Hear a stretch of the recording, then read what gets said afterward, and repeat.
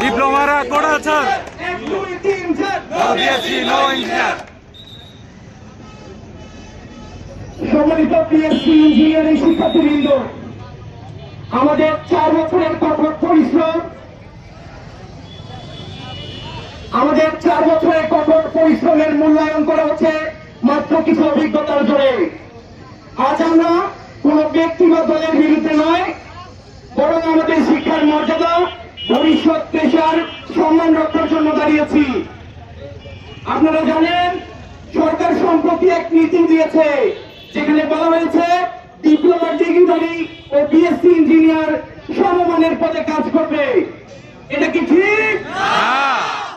অর্থাৎ 4 বছরের কষ্ট, গবেষণা, ল্যাবরেটরির কাজ, প্রকল্প আর বিশ্ববিদ্যালয়ের কাজ করিয়ে অর্জিত আমাদের ডিগ্রি, সেটিকে এক ঝটকায় অবমূল্যায়ন করা হচ্ছে। 4 বছর মেয়াদী ডিপ্লোমা ইঞ্জিনিয়াররা চাকরিতে 1 বছরের অভিজ্ঞতা থাকলে তারা বিএসসি ইঞ্জিনিয়ারিং ডিগ্রির সমমান দাবি করতে পারবে। এটা কোন দিক থেকে যৌক্তিক মনে হয়? অর্থাৎ অভিজ্ঞতাকে সমান করা হচ্ছে শিক্ষার সাথে। 1 বছরের অভিজ্ঞতা আমাদের 4 বছরের শিক্ষার সমান। কখনো কি মানা যায়? কখনো কি মানা যায়? আমরা মনে করি এটি একটি অন্যায় ও অযৌক্তিক সিদ্ধান্ত। কারণ অভিজ্ঞতা কখনোই শিক্ষার বিকল্প হতে পারে না। পারে? একজন টেকনিশিয়ান ও একজন ইঞ্জিনিয়ারের কাজের ধরন, দায়িত্ব ও দক্ষতা ভিন্ন। এই নীতি কার্যকর হলে প্রকৃত ইঞ্জিনিয়ারদের চাকরির সুযোগ সীমিত হয়ে যাবে। সবচেয়ে বড় কথা, ইঞ্জিনিয়ার কথাটির সম্মান রক্ষা হবে না। আমরা ডিপ্লোমা শিক্ষার্থীদের বিরুদ্ধে নই, বরং আমরা চাই তারাও মর্যাদা পাক, চাকরি পাক, স্বীকৃতি পাক। কিন্তু প্রশ্ন হলো, আলাদা স্তরের শিক্ষা, আলাদা স্তরের দক্ষতা জোর করে এক কাতারে বসানো যায় কি? একজন ডাক্তার এমবিবিএস শেষ করে যেমন নার্সের সমতুল্য হয় না, একজন আইনজীবী যেমন জজের সমান হতে পারে না, তেমনি একজন টেকনিশিয়ানও ইঞ্জিনিয়ারের সমান হতে পারে না। এটি বৈষম্য নয়, এটি ন্যায্য বাস্তবতা। 2024 সালের public works department, PWD, LGED, ওয়াসা ও বিভিন্ন সরকারি সংস্থায় নিয়োগ বিজ্ঞপ্তিতে বলা হয়েছে অ্যাসিস্ট্যান্ট ইঞ্জিনিয়ার পদে বিএসসি ইঞ্জিনিয়ার ও ডিপ্লোমা ইঞ্জিনিয়ার উভয়ই আবেদন করতে পারবে। এটি কোন দিক থেকে যৌক্তিক মনে হয়?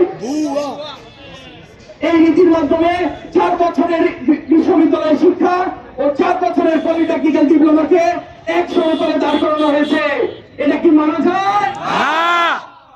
এতে লেভেল 9 অ্যাসিস্ট্যান্ট ইঞ্জিনিয়ার এবং লেভেল 10 সাব অ্যাসিস্ট্যান্ট ইঞ্জিনিয়ার পদের মধ্যে সঠিক বিভাজন নষ্ট হচ্ছে।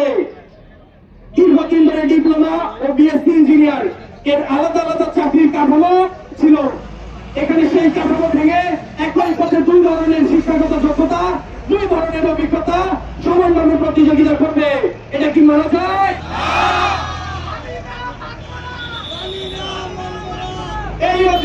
এই বৈষম্য আমরা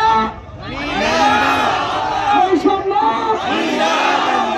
1 2 3 4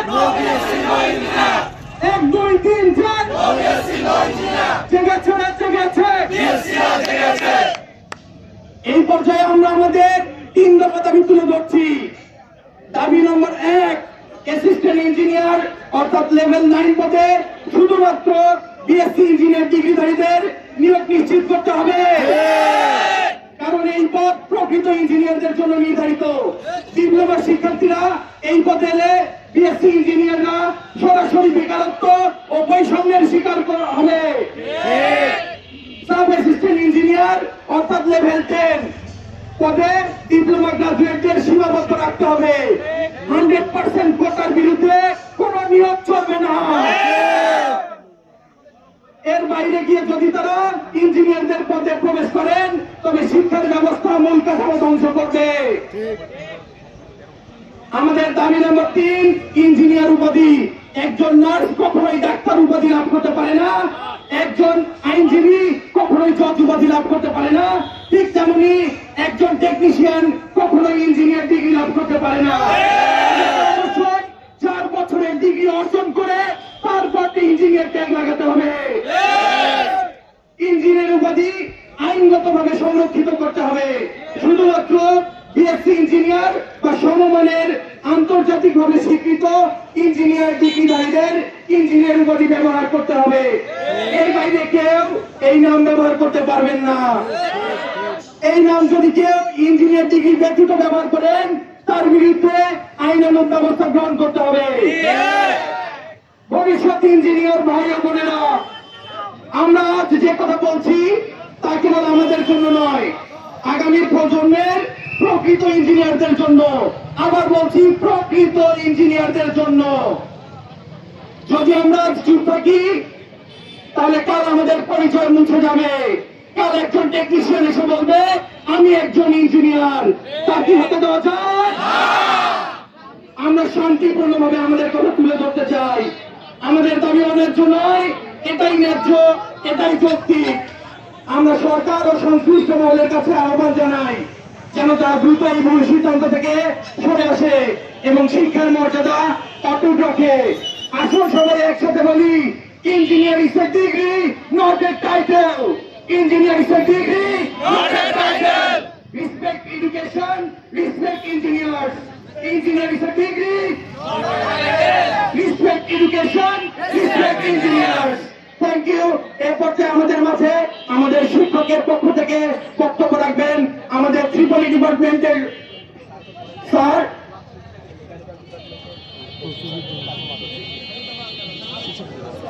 এ পর্যায়ে আমাদের মাঝে বক্তব্য রাখবেন আমাদের ত্রিপলি ডিপার্টমেন্টের স্যার মাহফিল রহমান স্যার।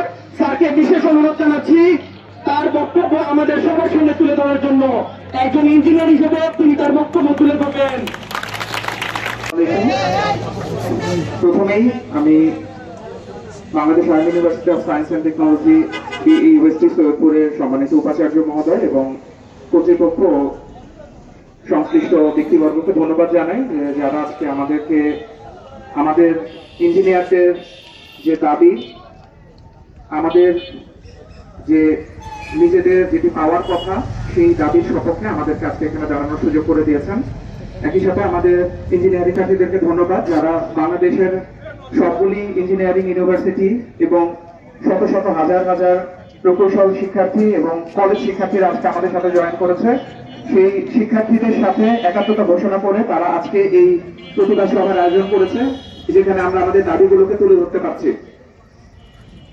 বিশ্বের এমন কোনো চাকরি নাই যেখানটাতে সাধারণত বলে দেওয়া হয় সর্বোচ্চ যোগ্যতা এত, সর্বনিম্ন শিক্ষাগত যোগ্যতা থাকে একটা চাকরি, কিন্তু বাংলাদেশের এই 10ম গ্রেডে 100% কোটা দিয়ে এই গ্রেডটিকে সংরক্ষণ করা হয়েছে ডিপ্লোমা ডিগ্রিধারীদের জন্য। এটি কিন্তু ছিল না। 2013 সালে একটি সম্পূর্ণভাবে আমার মনে হয় রাজনৈতিক সিদ্ধান্তের মাধ্যমে এই ডিপ্লোমা ডিগ্রিধারীদের জন্য 10ম গ্রেডকে সংরক্ষণ করা হয়েছে। আগে এখানটাতে বিএসসি ইঞ্জিনিয়াররা ডিপ্লোমা থেকে যারা পাশ করে আসছেন সকলে এখানে অ্যাপ্লাই করতে পারতেন, প্রত্যেকে তাদের নিজেদের মেধা অনুযায়ী তাদের সামর্থ্য অনুযায়ী চাকরিতে যোগদান করতে পারতেন। কিন্তু 2013 সালে ঠিক করা হলো যে 10ম গ্রেডে শুধুমাত্র যারা ডিপ্লোমা থেকে পাশ করে আসছেন তারাই অ্যাপ্লাই করতে পারবেন। শুধু তাই না, 9ম গ্রেডে সেখান থেকে 33% পর্যন্ত প্রমোশন নিয়ে যেতে পারবেন। আজকে আমরা কি দেখছি? আজকে আমরা দেখতে পাচ্ছি বাংলাদেশের 9ম গ্রেডে যেখানটাতে ডিপ্লোমা ইঞ্জিনিয়ারের 10 গ্রেড থেকে যেখানে আসছেন, ডিপ্লোমা যারা পাশ করে এসেছেন সেখান থেকে তারা আসছেন এবং যখনই তারা মনে করছেন তারা প্রমোশনের যোগ্য, যখন কোন একটা চাকরি সার্কুলার হতে পারে, যখন কোন একটা পোস্ট ফাঁকা হয় সেখানটাতে তারা সরাসরি আবেদন করেন। যেহেতু দেখা যায় যে তারা সেই প্রমোশনের যোগ্য না কিংবা সেই নীতিমালার মধ্যে তারা করছেন না, তখন তারা মামলা করে দেন। মামলা করে দেওয়ার ফলে সেই পোস্টের নিয়োগ আটকে যাচ্ছে, বছরের পর বছর পোস্টের নিয়োগ আটকে থাকছে। যেখানটাতে একটা সময় 2021-22 সালে থেকে যেখানে 60 থেকে 70টা ছিল ইঞ্জিনিয়ারের পোস্ট, অ্যাসিস্ট্যান্ট ইঞ্জিনিয়ারের পোস্ট 9 গ্রেডে, সেখানটাতে আজকে এসে দেখা যাচ্ছে নিয়োগ হচ্ছে না। কেস করে মামলা দিয়ে এই সমস্ত পোস্টগুলোকে আটকে রাখা হচ্ছে। কয়েক বছর পর এসে তাদেরকে তারা সেই প্রমোশন গুলো দিতে বাধ্য হচ্ছে, যে কোনো ভাবে চাপের মুখে তারা প্রমোশন দিতে বাধ্য হচ্ছে। আর ইঞ্জিনিয়ারদের জন্য চলে আসে মাত্র 4টা থেকে 5টা পোস্ট। 300 থেকে 400 পোস্টের মধ্যে মাত্র ইঞ্জিনিয়ারদের কাছে, আমাদের যারা ইঞ্জিনিয়ার তাদের কাছে আসছে কয়টা? 60টা 70টা।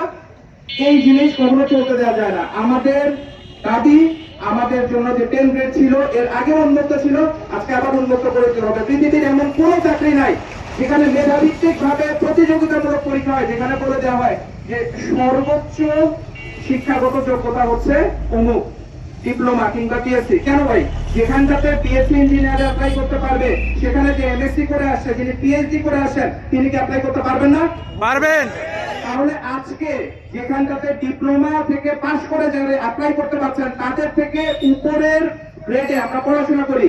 বাংলাদেশ সরকার আছে Bangladesh national qualification framework BNQ, সেখানটাতে তারা পরিষ্কারভাবে উল্লেখ করে দিয়েছে এইচএসসি, তার উপরে সামান্য একটু উপরে ডিপ্লোমা, তার একটু উপরে হচ্ছে বিএসসি, তাদের দুটো গ্রেড আলাদা। তো যেখানে শিক্ষাগত যোগ্যতার ক্ষেত্রে ডিপ্লোমা থেকে পাশ করে মানুষ অ্যাপ্লাই করতে পারবেন, সেখানে বিএসসি ইঞ্জিনিয়াররা কেন অ্যাপ্লাই করতে পারবে না?